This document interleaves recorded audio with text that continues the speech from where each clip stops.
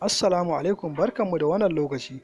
Za ku ji cewa malaman lafiya sun sanar da yadda za mu kare kanmu wajen kamuwa da cutar COVID-19 wato coronavirus.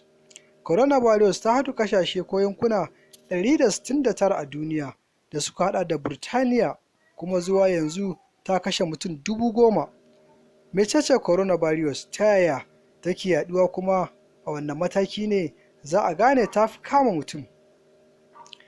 Coronavirus tana yaɗuwa ne idan mutum da ke ɗauke da cutar ya yi tari har ƙwayoyin cutar suka haɗu a cikin iska.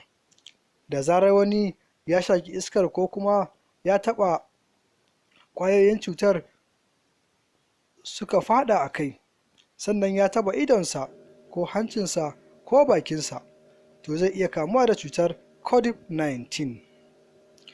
To, ta yaya za mu kare kanmu wajen kamuwa da cutar COVID-19 wato coronavirus? Mataki na farko shine ku dinga wanke hannayenku akai-akai da ruwa da sabulu ko man goge hannu. Mataki na biyu shine ku yi tari ko atishawa a cikin toilet paper. Mataki na uku, ku saka toilet paper da kuka yi amfani da ita a cikin shara, bayan haka ku wanke hannayenku. Mataki na hudu, idan ba ku da toilet paper to ku kare da hannun rigarku. Mataki na biyar shine ku guji taɓa hancinku ko bakinku. Mataki na shida, ku guji cuɗanya da mutanen da ba ku san lafiyarsu ba.